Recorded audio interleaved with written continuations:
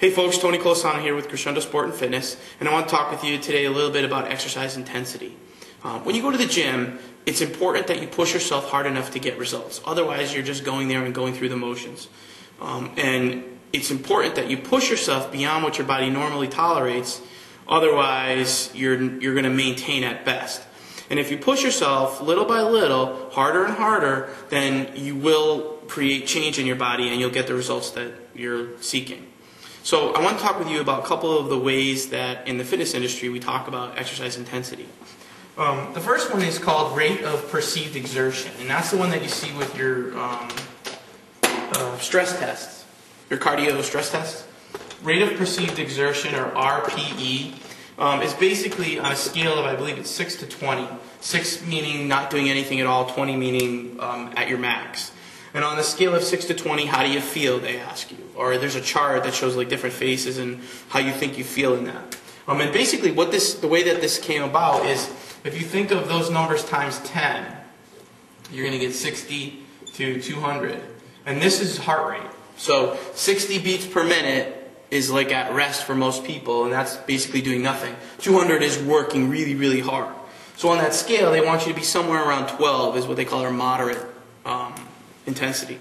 So I don't like this because the 6 to 20 is confusing for people. It's like, what's halfway? 6, you have to think, and it just becomes confusing if you don't have the pictures in front of you or that scale that says all the different things. Another one is called the talk test. And the talk test I like because it is basically, it's pretty, the first one's pretty subjective. This one's a little bit more, it's, if you can talk like I'm talking right now, you're not working hard enough, okay? If you can't talk and you're working out so hard that everything you say, you can't get a word out and you're huffing and puffing so hard, you're working too hard. But if you're talking and every now and then, you feel a little winded, a little huffy puffy, that's where you want to be. That's the range that you're shooting for. That's the intensity that you want to be at. Another one is called target heart rate, or THR. This is one of the most common ones that you see in like aerobics classes and different stuff like that. And it's basically 220 minus your age. You get a number, and then you multiply that number times 60% and times 80%. And some different formulas use 65, 55, 70 to 80, 85. But 60 to 80 is the pretty standard. So you get this range, something to something, and that's what's called your target heart rate. So when you're on the treadmill or bike or you're exercising, you take your pulse, and in 30 seconds, where is it? And you multiply that times 2, you're shooting to be in this range. If you're below this range, you're not working hard enough. If you're above it, you're working too hard. This is your target. That's where you want to be in order to create change. That's the intensity. That's the safest and gets you the optimal results.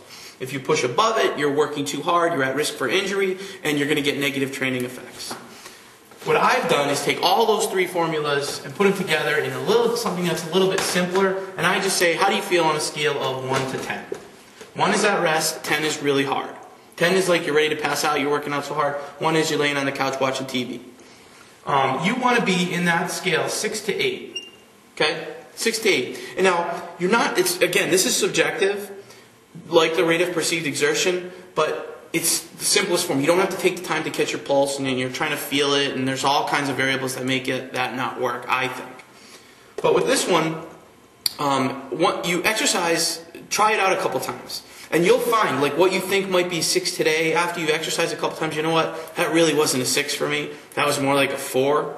Or what you think is an 8, you're like, wow, I pushed myself so much harder today. That was really a lower yesterday. So, I can work harder than that. And you establish where your levels are. And so, over time, you'll find, I know what a 6 feels like, I know what an 8 feels like, I know what a 10 feels like, I don't want to be there. And you get that. So that's basically what exercise intensity is. You must work between 6 to 8% to get results. You're below it, you're not going to get results. You're wasting your time. That's what the majority of people who go to the gym are working out below 6. This is going to make you sweat. This is going to make you huffy puffy. Work out above 8, you're going to get hurt, and you're going to be sweating a ton. It's hard to breathe. You don't want to be there. So with exercise, make sure you try to get yourself in that range.